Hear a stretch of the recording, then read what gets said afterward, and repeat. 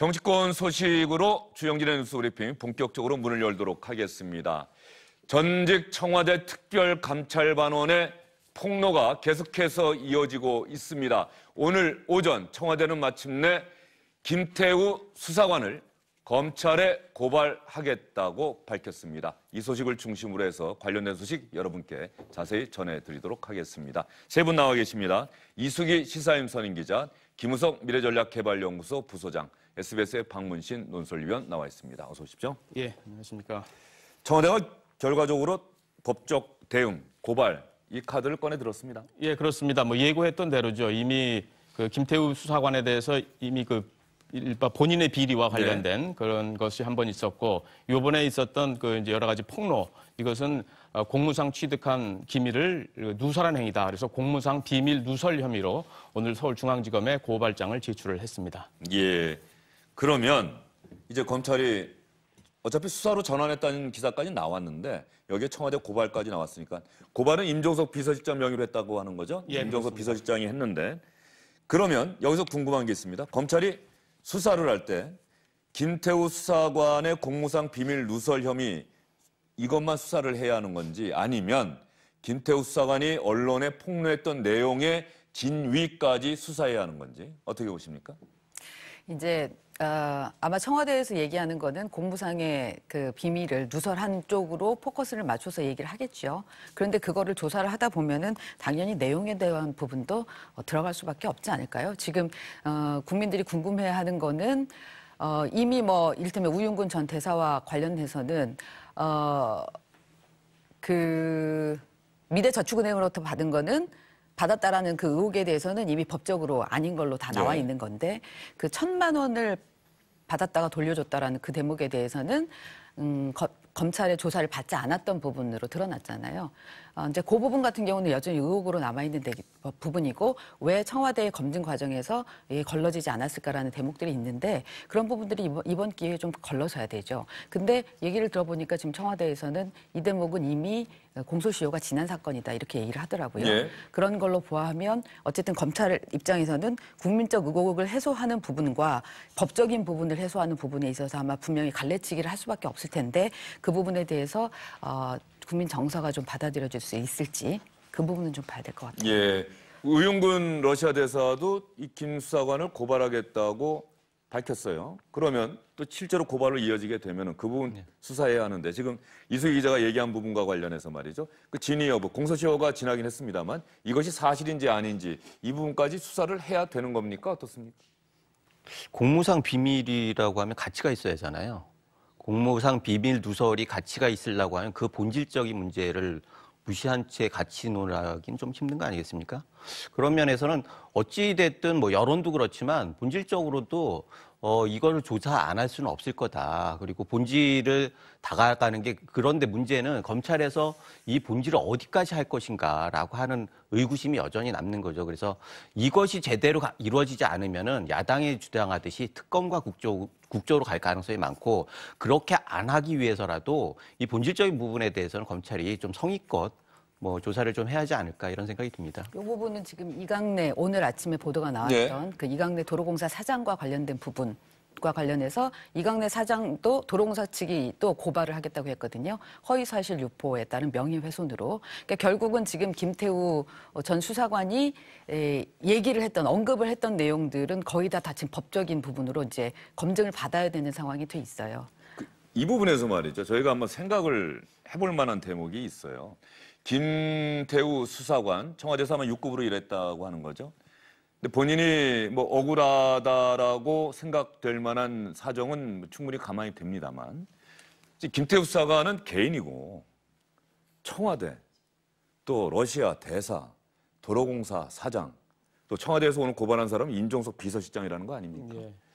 이런 상황을 도대체 어떻게 봐야 되는 거예요? 한 수사관이 계속해서 언론에 폭로를 하고 있고 그것이 사실과 다른 부분이 대단히 많다. 여기까지 청와대가 해명한 건 좋은데 이렇게 힘 있는 기관과 힘 있는 사람들이 한 개인을 상대로 고발을 한다. 이 부분은 어떻게 봐야 될까요? 법적으로 분명히 사실 여부를 가려야 되겠다는 의지는 충분히 알겠는데 이걸 바라보는 국민들 입장에서는 과연 이 상황을 어떻게 볼까 뭐 이런 생각도 좀 듭니다. 그런 점에서 보면 이제 법적으로 대응한다는 것의 의미는 실제로 억울한 측면이 그럴 수가 있는 거고요. 또 다른 측면은 이제 김태우 수사관이 이 관련 폭로 내용을 언론사, 저희 SBS를 포함해서 몇몇 언론사에 메일을 보내면서 했던 네. 얘기가 나는 어차피 이제 감옥에 가게 되겠지만은 감옥에 가기 전에 할 얘기는 하고 가겠다 이러면서 한 거거든요. 이 정도의 상황은 아마 예상을 했을 겁니다. 기본적으로 그 특별감찰반이 갖고 있는 일종의 비밀 유지라든가 이런 윤리 규정이라든가 이런 것도 알고 있었을 테니까요. 그렇기 때문에 이 개인과 청와대의 싸움 또는 개인 대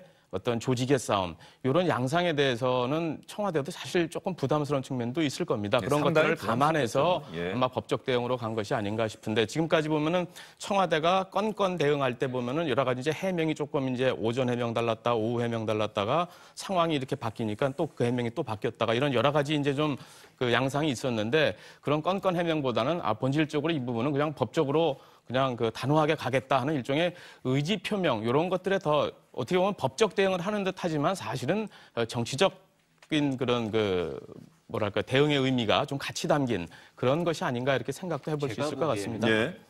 이게 전형적인 첩보 영화 시나리오 같아요. 첩보 영화 시나리오요. 예. 예. 이게 거대한 권력과 뭐 본 시리즈 같은 경우에도 권력의 음모를 한 명의 첩보원이 이렇게 파헤치는 과정을 영화로 만드는 거 아니겠습니까?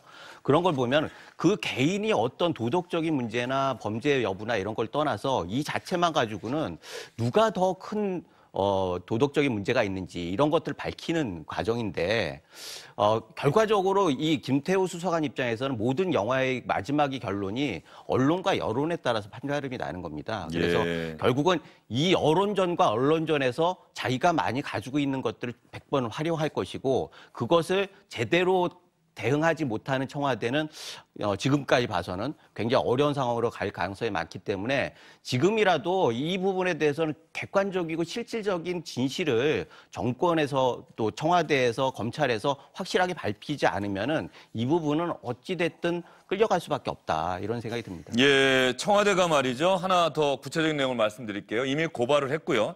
오늘 오전 11시 14분에 김태우 전 특별감찰반 파견 직원에 대해서 공무상 비밀누설 혐의로 서울중앙지검에 고발장을 제출했다.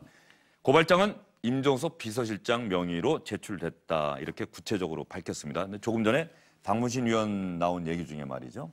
해명이 조금 오락가락했다는 언론의 보도가 있어요. 또 김우석 부서장 얘기한 대로 이게 첩보 영화라고 하는 건데 그 첩보 영화는 상당 부분 첩보 영화는 이렇게 고발당하는 사람이 일종의 선이고 그 사람을 고발하는 권력은 악이다라고 하는 선악구도의 영화가 많은데 그렇죠. 실제 지금 상황에서는 과연 김태우 수사관이 과연 선인지 지금의 청와대가 과연 악인지 이건 아직까지 분명하게 밝혀지지 않고 있고요. 김태우 청와대는 김태우 수사관이 악이라고 얘기하고 있는 그렇죠. 거죠. 예, 미꾸라지라고 하는 거죠. 얘기까지 했고 말이죠. 근데 이제 김태우 수사관은 본인이 아마 선이라고 생각할 수 있을 것 같고요.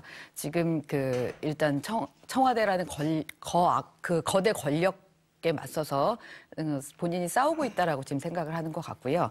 근데 이게 그래서 이제 언론이라는 걸 활용하는 거고 그리고 내가 희생을 당하더라도 아마 나중에는 이 부분이 다 보상을 받을 수 있을 거라고 생각이 있을 거예요. 왜냐하면 본인이 그 정권에서 성격은 굉장히 많이 다름에도 불구하고 그 전에 박관천 경정이나 조응천 공직기강 비서관이나 박근혜 정부 때 이런 비슷한 상황에 있었던 사람들이 나중에는 야당의 의원으로 그리고 뭐 밖에 나와서 정정당당하게 이 상황에 대해서 얘기를 해서 오히려 국정농단 사건을 밝혀냈던 그 주인공으로서 내부 폭로자로서 이 자리매김하는 부분들을 봤기 때문에 본인이 그 역할을 지금 하고 있다라는 생각을 할 수도 있을 것 같아요. 김태우 수사관은 그렇게 생각할 수 있을 것이다. 네. 예. 물론 청와대에서는 개인의 비리가 있다 보니까 이제 벼랑 끝에 몰려갖고 지금 반격을 하는 엉뚱한 미꾸라지라고 얘기를 하고 있지만 방금 이수 기자 얘기 들으면 청와대에서 상당히 발끈할 것 같습니다. 어떻게 그렇죠. 박근혜 정부 당시 국정농단이나 문건 유출 사태와 지금의 사태를 동시하느냐. 그렇죠. 그러니까 예. 김태우 수사관 입장에서 예. 지금 그렇게 끌고 가고 있다는 거죠. 근데 이제 이게 결국은 중요한 거는 팩트이기 때문에 이 청와대에서 지금 그 미꾸라지라는 표현을 쓸 정도로 굉장히 감정적으로 처음에 나왔던 이유가 사실 쿨하게 왜 못하고 이게 감정적으로 이렇게 나왔을까라는 부분에 대해서 좀 의아했는데 결국 이거겠죠. 말씀하신 대로 전혀 우리 정권은 이 DNA에 지금 없다고 얘기하는 거잖아요. 민간인 사찰은 없다. DNA에 예. 없고 이 사찰이라는 부분, 국정농단이라는 부분에 대해서 우리가 얼마나 예민하게 생각하고 있는데 이 부분을 걸고 들어오면서 우리를 지금 흔드느냐라는 부분에 대해서 문제라고 생각하니까 이게 감정적으로 나왔던 거죠. 그래서 아마 거기서는 이 부분을 법적으로 이제 이렇게 쭉 처리해 나가다 보면 전 정권과 우리는 차이가 난다라는 부분이 드러날 거라고 생각을 하는데 그런데 이제 이게 사실 사찰, 민간인 사찰과 공직자에 대한 사찰, 특감반의 역할 이런 부분이 굉장히 애매하게 지금 걸려있는 대목이 있다 예, 보니까 좀 이따가 얘기를 해보죠. 예, 그러다 예. 보니까 아마 이게 과연 명료하게 나올 수 있을까?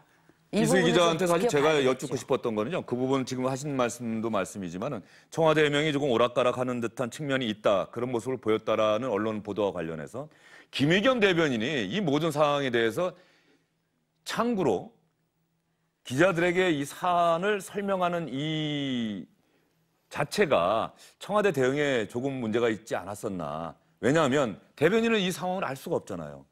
방부패 비서관실에 달려가서 물어봐야 되잖아요. 근데 기자들은 이제 김의겸 대변인이 열심히 질문해서 취재를 해갖고 와서 이 정도 얘기하면 되겠습니까? 예, 그렇게 하시죠. 자, 와서 딱 했는데 기자들 자, 그럼 질문 해주세요. 백브리핑 이제. 네. 저 카메라 기자들은 없는 상태에서. 그럼 기자들 질문 받다 보면 취재 못한 부분이 있죠. 그건 사실 제가 몰랐던 부분이고 아까 이렇게 브리핑했는데 기자들 질문 듣다 보니까는 그건 살짝 내가 좀 뭔가 잘못 얘기했나?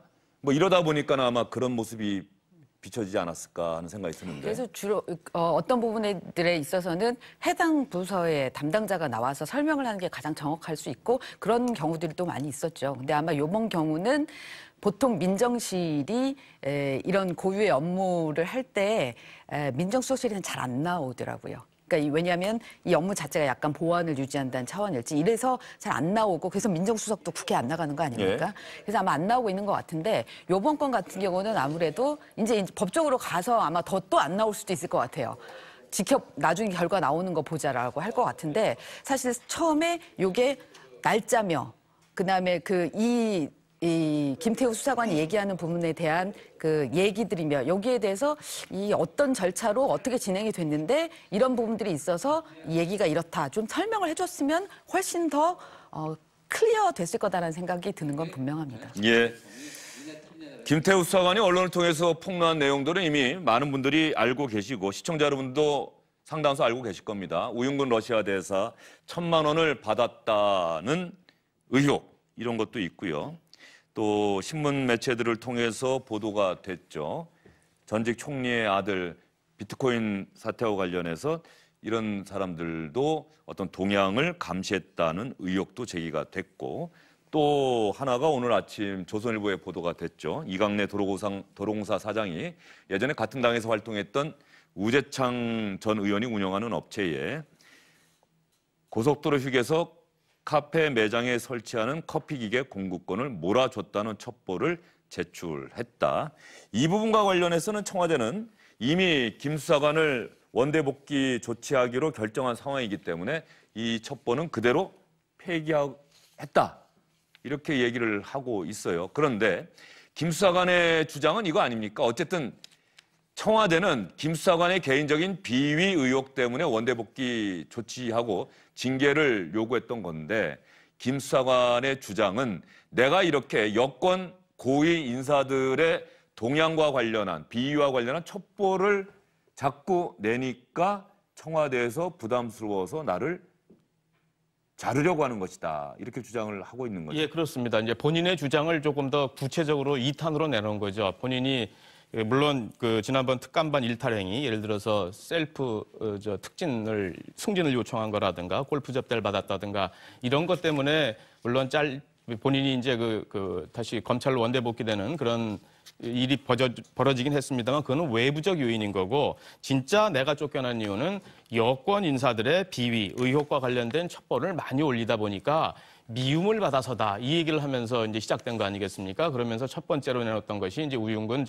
현 러시아 대사의 2009년도 얘기, 그리고 2탄으로 제기한 것이 이강래 도로공사 사장의 얘기, 이렇게 되는 거죠. 그러니까 이런 것들이 민정수석실 고유의 특별감찰반의 업무인데 이런 것들을 민정수석실에서 계속 묵살했고, 이런 것들이 결국 내가 미움을 받는 원인이 됐다, 이런 것들에 대한 자기 주장을 조금 더 뒷받침하기 위한 근거 자료로 제출된 언론에 또 제기한 그런 측면도 있다, 이렇게 봐야 될 것 같습니다. 청와대의 기본적인 입장은 뭐 충분히 확인이 되고 있습니다. 김태우 수사관의 주장은 상당 부분 허위다. 그리고 수사관으로서 특별감찰반원으로서 했던 내용들을 언론을 통해서 무차별 공개하는 것은 분명히 공무상 비밀을 누설하는 행위다. 그리고 김태우 수사관이 냈던 첩보 중에 상당 부분은 사실도 아닌 부분이 있고, 또 특별감찰반원의 직무 범위를 넘어서는 그런 부분들이 많기 때문에 폐기 조치된 내용도 많다, 이렇게 얘기를 했습니다. 청와대 대응과 관련해서 청와대의 이야기를 여러분께 좀 정리해서 전해드리도록 하겠습니다. 먼저 김의겸 청와대 대변인이 그제면은 17일이네요. 17일에 했던 이야기를 여러분께 하나 들려드리겠습니다. 전직 특감반원이 자신의 비위 혐의를 덮기 위해서 일방적으로 주장하는 내용을 언론이 여과 없이 보도하는 상황에 대해 강력한 유감을 표합니다. 김 수사관의 작성한 검증되지 않은 첩보 보고는 업무 범위에 해당하지 않거나 그 내용의 신빙성이 인정되지 않는 경우 폐기됩니다. 그 점을 잘 알면서도 김 수사관이 허위 주장을 하고 있는 것입니다. 자, 여기에 청와대의 기본적인 대응, 그 기본 원칙이 담겨 있는 것 같습니다. 이런 내용을 언론이 여과 없이 보도하고 있는 데 대해서 유감을 나타낸다. 김 수사관이 작성한 검증되지 않은 첩보 보고는 업무 범위에 해당하지 않거나 그 내용의 신빙성이 인정되지 않는 경우 폐기된다. 이런 사정을 누구보다 잘 아는 김 수사관이 허위 주장을 하고 있다. 다음에 들려드릴 김의겸 대변인의 이야기는요, 이런 김 수사관의 폭로를 근거로 해서 언론이 보도를 했는데 조선일보가 민간인 사찰이다, 이렇게 해석될 수 있는 기사를 쓰고 나자 어제 청와대 김의겸 대변인이 상당한 강경한 어조로 민간인 사찰이라니, 문재인 정부 유전자에는 그런 것은 절대 없다, 이렇게 강하게 브리핑했던 내용입니다.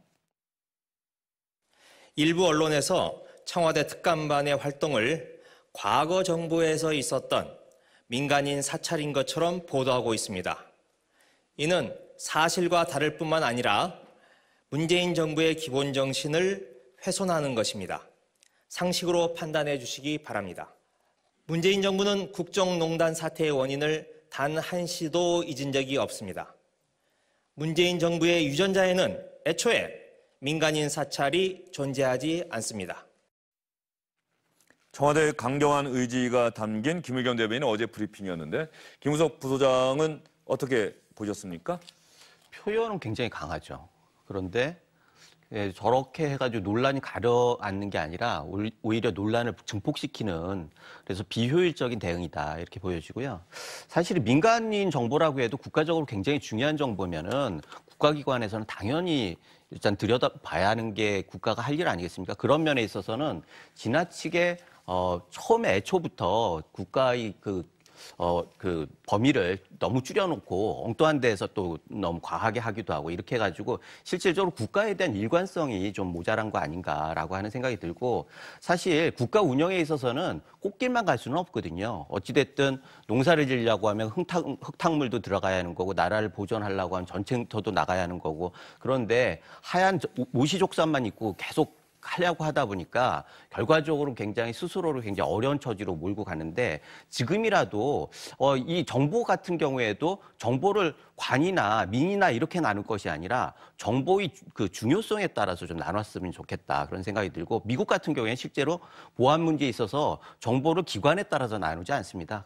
기본적으로 정보의 중요성, 국가에 어떤 의미가 있느냐, 얼마나 위해를 끼칠 수 있느냐 이런 부분들이 강조가 되는 거거든요. 그런 식으로 실질적인 기여나 뭐 위험이나 이런 것들로 접근하는 게 훨씬 더 합리적인 방법이 아닌가. 그래서 이번 기회에 그런 부분들을 좀 가름화했으면 좋겠고 그렇지 않으면 이런 문제가 계속 반복될 수밖에 없다. 이런 생각이 듭니다. 청와대가 그래서 잠시 뒤에 여러분께 전해드리겠습니다만 특별감찰반, 이제 이름도 공직감찰반, 그냥 감찰반으로 바꾸고 관련해서 정확한 그 직무를 규정하는 내용의 개정안이 어제 국무회의에서 통과가 됐습니다. 이 소식은 잠시 뒤에 여러분께 전해드리도록 하고요. 민간인 사찰이라고 하는 이 부분과 관련해서 청와대가 강경하게 대응한 배경, 어제 김의겸 대변인의 브리핑을 보면 말이죠. 민간인 사찰이라고 하면 과거 정부의 사례에서 알 수 있듯이 첫째, 청와대 등 권력기관의 지시에 따라, 둘째, 정치적 의도를 가지고 정치적으로 이용하기 위해서, 셋째, 특정 민간인을 목표로 이루어지는 것이다.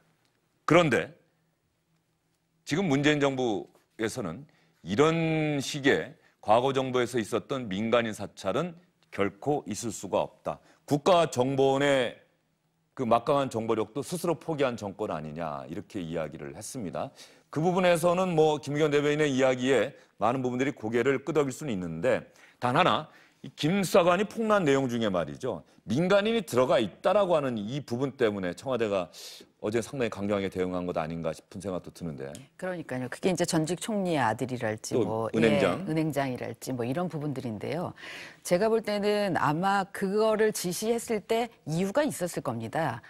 당시에 그 보면은 이제 아마 그 가상화폐 때문에 그랬다라는 건데 거래소 상장 폐지 여부를 놓고서 굉장히 그 이해관계에 첨예한 갈등이 있는 사람들이 그때 로비들 엄청나게 하고 그랬었거든요. 그리고 언론에서 엄청 보도를 했었고 그러면서 이 가상화폐의 가격들이 막 오르락내리락 하던 상황이었기 때문에 분명히 이런 주요 정책 사안과 관련돼서 이 공직자에 연결되는 끈이 누군가가 있지 않을까라는 부분들에 대해서 검토를 한번 하려고 했던 거 아닌가 싶은데 이건 그냥 추정입니다. 네.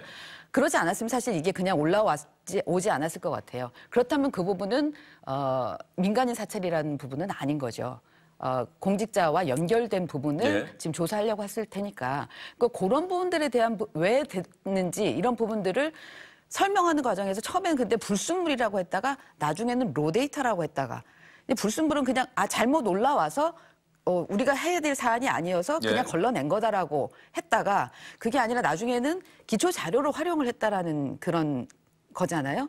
그러니까 그런 말이 좀 달라지는 과정에서 이 부분에 대해서 훨씬 더 이게 뭐지 감추려고 하는 게 있는 거 아닌가라는 그런 대목이 있는 거예요. 차라리 이럴 때 왜 이런 부분들이 공직과 관련돼 있기 때문에 민간인 사찰이 아니었던 대목들에 대해서 어느 정도 설명이 필요했을 것 같고요. 구체적인 그건 그 사례에 대한 게 아닐지라도 그런 부분들을 하면서 본인들이 이게 민간인 사찰과 아닌 대목들을 갈래치기를 해줬으면 훨씬 더 설득력이 있었을 텐데 이 부분에 대해서는 이 부분에 감성적으로 접근하는 게 오히려 문제인 것 같아요. 이건 이성적으로 접근하는 게 훨씬 더 설득력이 있을 겁니다. 김의겸 대변인의 브리핑의 상당 부분이 현 정부는 이렇다라고 하는 어떤 감성적인 표현이 좀 담겨 있다, 감성적으로 대응했다 이렇게 평가하시는 것 같은데 어제 박형철 반부패 비서관이 문화일보 기자와 전화 통화를 했고 그 내용이 문화일보에 실렸어요.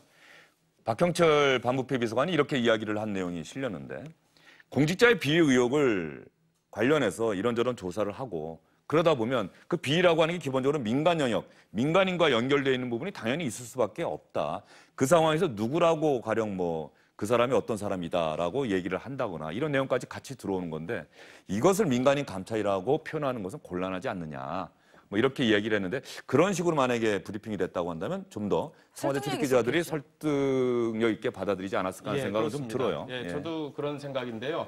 이게 본질적으로 어제 그제 있었던 이 전직 장관과 은행장과 관련된 이 해명, 전직 총리의 아들과 민간은행장 동양보고와 관련된 부분 이거에 대한 해명은 굉장히 중요합니다. 왜냐하면은 처음에 그 불순물이니까 곧바로 폐기를 지시했다 이렇게 얘기한 거는 해서는 안 된다는 뜻입니다. 그러다가 그 뒤에 나온 해명 이거는 반부패 정책 협업이다. 다시 말해서 민정수석실 고유 업무다라는 뜻이 내포되어 있는 거거든요. 이거는 해도 된다는 의미거든요. 그러면 이게 해도 된다는 것인지 하면 안 된다는 것인지에 대한 명확한 기준과 원칙이 지금 청와대 내에서 정리가 안 됐다는 뜻이거든요. 이러기 때문에 대응도 자연히 혼란스러워질 수밖에 없는 거고 김의겸 대변인이나 이런 그 전체적인 그 설명의 기조를 들어보면 다 맞는 말처럼 들리면서도 뭔가 조금 2% 부족하다는 느낌이 드는 거는 그 강론에 대해서 강론으로 설명을 하지 않고 그 강론을 총론과 원론으로 설명을 하기 때문에 그런 거거든요. 그러니까 그 의지와 원칙, 취지는 이해하면서도 그래도 뭔가 좀 부족하다 하는 느낌을 아마 받는 것도 그런 이유 때문 아닐까 이렇게 생각이 됩니다. 이 민간인 사찰이라고 하는 부분은 문재인 정부에서 절대 있을 수 없다고 김의겸 대변인이 어제 브리핑을 했는데 이 브리핑이 끝나고 기자들과 이런저런 질문을 주고받는 과정에서 조선일보 기자와 설전을 벌였다는 얘기가 있어요. 우리 후배 기자들이 직접 올린 그 내용을 제가 지금 보고 있는데 김의겸 대변인이 이렇게 이야기를 합니다.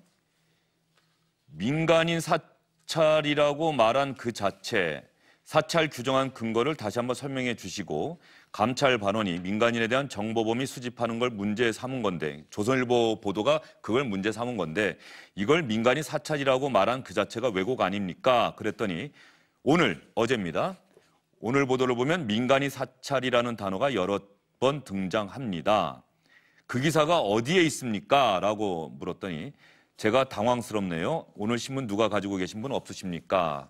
근거를 다시 설명해 달라. 기자가 또 이렇게 얘기했더니 조선일보가 민간 사찰이라고 기사에서 표현을 했습니다. 그 자체를 전제하지 않은 질문에 답변 드릴 방법이었고 과거 민간 사찰이라는 게 여러 건 있었는데 그 여러 건에서 도출해낸 결론입니다. 라고 얘기하다가 결과적으로 작부에 대한 해석의 문제인 것 같다. 저희들은 민간인 사찰 의혹 보도라고 그렇게 받아들였다라고 김의겸 대변인이 이야기를 한 겁니다. 이 김우석 부소장은 어제 조선일보 기사를 보셨어요? 봤죠. 예, 거기에 민간인 사찰이라고 하는 이 부분이 있습니까? 제 기억에도 없는 것 같아요. 기사 내용에는 예. 기사 내용에는 있었던 것 같아요. 그래요? 과거 정부 사례를 들면서 민간인 사찰 이런 부분이 좀 있긴 있었던 것 같은데 제목이나 이런 부분은 없었던 것 같고 말이죠. 예. 그러니까 그 예. 전직 그러니까 은행장이나 그 전직 총리 아들 부분을 민간인 사찰이라고 보도를 하지는 않았고 그 전직 뭐 사례들이며 이런 부분들을 얘기하다 보니까 결국은 저 얘기가 그거예요. 김의겸 대변인은 처음에는 민간인 사찰 우리 거를 민간인 사찰이라고 한 거 아니냐라고 얘기를 했다가 우리가 언제 그렇게 얘기했느냐 조선일보 기자가라고 얘기를 하니까 나중에는 이제 맥락으로 보면은 이게 민간인 사찰과 관련해서 얘기한 걸로 나는 받아들였다 이제 이렇게 얘기를 한 건데 예. 그러니까 그런 부분인 거죠. 정확하게는 조선일보도 이번 건을 민간인 사찰이라고 콕 찍어서 이게 낙인 찍은 건 아닌데 그러나 전체적으로 이게 우리가 얘기 지금 하고 있듯이 민간인 사찰과 관련된 의혹을 살 수 있는 그런 대목이다라는 얘기들이 기사에 나오니까 그런 부분들을 그렇게 해석해서 김의겸 대변인이 얘기를 한 것 같습니다. 예. 자, 이렇게 청와대에서는 매일매일 쏟아져 나오고 있는 김태우 수사관의 폭로, 그것과 관련된 보도에 대해서 대응을 하고 오늘은 김태우 수사관을 검찰에 고발까지 했습니다. 이런 상황에서 이 자리에서도 나왔습니다만 특별감찰반의 어떤 직무 범위와 관련해서 보다 구체적으로 어느 선까지 가능한지 구체적으로 규정해야 되는 것 아니냐라고 해서 조국 민정수석이 특별감찰반 개혁안을 내놓았었죠. 문재인 대통령에게 보고를 했고 이 내용이 어제 국무회의에서 통과가 됐습니다. 앞으로는 이런 일이 없도록 하겠다라고 하는 청와대의 뜻이 담긴 내용인데 그 내용을 간략하게 여러분께 좀 설명을 드려야 될 것 같습니다. 어떤 내용인지 박문신 의원이 설명해 주시겠습니까? 예, 이제 뭐 내용은 이미 나왔는 내용인데 간략하게 이제 국무회의를 전해주세요. 이제 통과한 거죠. 주로 이제 용어를 바꿨습니다. 특별감찰반 이것이 너무 권위적인 느낌을 준다 해가지고 감찰반으로 바꿨고 그다음에 내용 중에서는 주로 이제 법령을 준수한다는 내용. 다시 말해서 비밀 엄수라든가 어떤 윤리 규정 이런 것들을 좀 강화하는 그런 내용이 돼 있고요. 지금은 주로 특별감찰반원들이 검찰 또는 경찰에서 파견된 수사관들인데 이거를 감사원, 국세청 이런 다른 기관들로 좀 다양화한다. 다시 말해서 기관별로 조금 더 견제 시스템을 좀 도입한다. 이런 내용들로 구성이 되어 있습니다. 예, 이 쇄신안이라면 앞으로 감찰반의 활동에 대한 논란은 상당 부분 없어질 것이다 이렇게 저는 보십니까? 그렇게 보지는 않고요. 예. 뭐 이름만 바꿨지 사실은 당연한 얘기를 하는 거예요. 저는 그 얘기를 들었을 때 업무상 알게 된 비밀을 엄수해야 한다. 이게 조항이 아직도 없었단 말이야? 그런 생각이 들었어요. 예. 둘째로 보면은 그거는 조항이 없을 정도로 공무원이면 당연한 거 아니에요. 공무원의 윤리 규정 전 포괄적인 윤리 규정에 아주 세부적인 건데 이런 것들이 규정이 돼 있지 않다고 해가지고 그게 무시되는 거라고 하면 공직사회가 아닌 거죠. 그런 면에서 이건 어떻게 보면 굉장히 보여주기식의 뭐 그런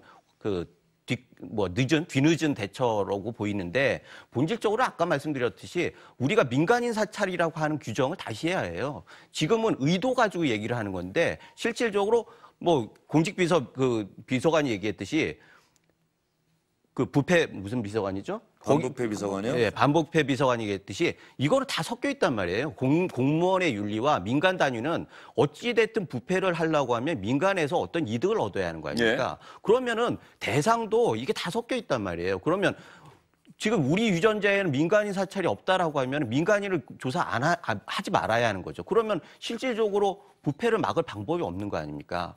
그런 면에서 국가에서 어떻게 해야 하는지에 대해서 디파인을 확실하게 하고 그 다음에 조치를 해야 하는데 지금은 너무 허둥대면서 자꾸 중심으로 해가지고 고친 거 아닌가라는 생각이 들어가지고 이렇게 되면 결국은 또 비슷한 유형의 그 폭로들이 계속 일어나면은 똑같은 일들을 반복할 수밖에 없다. 그런 상황을 막기 위해서라도 이거는 일단 이렇게 나온 이상은 정부에서 어디까지 해야 하는지, 민간은 어느 수준에서 해야 하는지라고 하는 부분들을 좀 천착하고 선진국에서 해야 하는 것도 아까 말씀드렸듯이 미국에서의 정보를 어떻게 하고 있는지 미국은 진짜 민주주의적인 국가임에도 불구하고 대단히 공권력이 강한 나라예요. 그렇기 때문에 그 덩치를 유지할 수 있는데 우리 같은 경우에는 북한하고의 문제도 있지만 굉장히 위태로운 상황 아니겠습니까? 지금 도전해야 할 일도 많고 그런 상황에서 국가를 어떻게 이끌어갈 건지 지금 예. 막연하게 그야말로 절대선을 계속 얘기한다고 하면 보기는 좋겠죠. 예. 그러나 그게 현실적으로 안 맞는 게 도처에서 벌어지고 있잖아요. 이런 것들을 현실을 직시하면서 좀 대책을 세웠으면 좋겠다는 예. 생각이 듭니다. 어쨌든 민정수석이 이 언론의 보도로 사퇴 요구까지 받은 상황에서 대통령의 신임을 받고 감찰반의 활동을 개혁하겠다라고 내놓았던 안이기 때문에 이 안 자체대로만 된다면 상당 부분 좋아지지 않겠느냐는 기대도 분명히 있을 겁니다. 그런데 그 부분에 대해서도 김우석 부소장은 좀 부정적으로, 좀 비판적으로 접근하신 것 같고요. 이수기 기자 생각은 어떠세요? 저도 좀 비슷한데요, 사실은. 예. 그러니까 여기서 얘기하는 거 이게 정비할 수밖에 없었다는 이유를 청와대나 여당에서는 또 그 얘기 하더라고요. 그러니까 본인들이 왜 인수위가 없었기 때문에 이 특감반이라는가 이런 걸 어떻게 운영해야 될지에 대해서 처음부터 그림을 제대로 못 그리고 다시 들어왔었다. 또 그러다 보니까 전직 그 정권에서 네. 전 정권에서 수사관을 했던 사람을 또 쓸 수밖에 없는 상황도 있었다 이렇게 얘기를 했는데 이제는 그렇게 얘기할 수 있는 시기는 지났으니까 이번 기회에 바뀌면서 많은 부분이 정비가 되면 좋겠는데 문제는 그 내용적인 부분 있지 않습니까? 결국은 내용이 문제가 될 텐데 아까 그 김의겸 대변인이 얘기했던 본인들이 생각하는 이 민간인 사찰의 기준 이런 게 있다면 사실 그런 큰 그림들은 우리의 이 감찰반의 공직감찰반의 업무든 어떻다라는 대목들을 조금은 설명을 해주는 게 앞으로 또 이런 일이 벌어지지 않도록 또 이런 일이 나왔을 때 기준이 되는 그런 근거가 되지 않을까 싶어서요. 그런 기회가 좀 있었으면 좋겠어요. 이게 지나갔으니까 네. 민정수석 정도가 나와서 좀 설명을 해준달지 그런 게 있으면 훨씬 더 좀 명확해질 것 같습니다. 예. 사실 민정수석 말씀을 하셨는데 사실 민정수석이 지난번에 교체가 됐다라고 하면 어떻게 보면 이 문제는 그 안에서 끝났을 수도 있어요. 그런데 민정수석을 계속 보호하다 보니까 이런 청와대로 계속 끌려 들어가잖아요. 결국은 이제 마지막에 남은 거는 결국 대통령이 해명하는 수밖에 없어지는 관계로 가거든요. 이런 경우를 그 소탐대실이라고 하는 거죠. 사실 꼭 지켜야 한다라고 하면 민정수석을 지켜야 한다고 개인을 위해서라도 이번에는 좀 물러나는 게 상식이었고 정권의 입장에서도 좀 내보내고 일신하는 모습을 보였다라고 하면 이렇게까지 진행되지 않았지 않았을까 그런 생각이 듭니다. 예, 알겠습니다. 조국 민정수석의 입장 표명이 필요하다. 조국 민정수석을 사퇴시키는 게 불가피하지 않느냐 이런 얘기들을 하고 계시는데 어쨌든 간에 이 두 개의 이야기 모두 이수기 기자와 김우석 부소장의 개인 생각이라는 점을 여러분께 말씀드리도록 하겠습니다. 그럼에도 불구하고 한 예. 가지 더 좀 저는 짚고 넘어갈 건 있는데요. 정리를 못하도록 오늘 두 분께서 아주 하신 말씀이 많은 것 같습니다. 아니 김태우 전 수사관이 네. 어쨌든 본인으로서는 내부 폭로자처럼 지금 얘기를 하고 있는데 이를테면 오늘 나온 그 내용들에 대해서는 그 확실하게 이번에는 좀 정리가 될 필요가 있을 것 같은데 간략하게 말씀해 네, 주시죠. 예. 이강래 그 도로공사 사장의 같은 도로공사 사장과 관련된 부분은 지난번 국감에서 다 나왔던 얘기예요.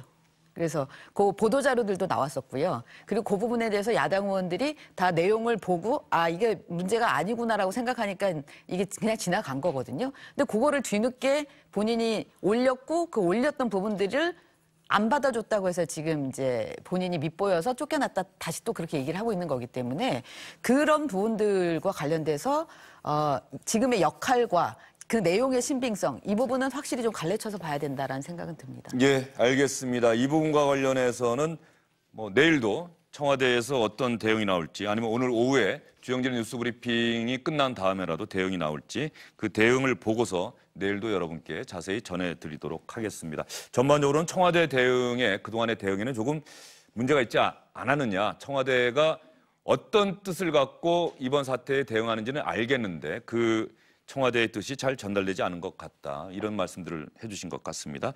마지막으로 정치권에서 나온 이야기도 하나 들려드리고 전직 청와대 특별감찰반원의 폭로와 관련한 오늘의 소식은 이쯤에서 정리를 하도록 하겠습니다. 홍영표 민주당 원내대표와 김관영 바른미래당 원내대표의 이야기입니다. 이번 사건의 본질은 명확합니다. 김태우라는 수사관이 자신의 비리와 불법 의혹을 은폐하기 위해 거의 사실을 유포하고 있습니다. 이미 진행 중인 대검 감찰반과 관계 기관의 실체를 밝히는 수사를 통해 명명백백하게 드러날 것입니다. 청와대 특감반 출신의 김태우 수사관의 폭로 내용과 청와대의 갈짓자 행보의 해명 등을 지켜보면서 점립가경이다 아니할 수 없습니다. 검찰이 수사로 전환했다고 하니 지켜보겠습니다. 검찰 수사가 부진할 경우 이 부분은 특검 도입이 불가피할 수도 있다는 점을 밝혀둡니다. 네, 똑같이 검찰의 수사를 통해서 모든 것이 밝혀질 것이다, 밝혀져야 한다 이렇게 얘기를 하고 있는데 야당에서는 검찰 수사가 미진하면 특검 도입 불가피하다 이런 얘기를 하고 있습니다. 이 정도로 이번 사태가 정치 쟁점화하고 있다는 얘기겠죠.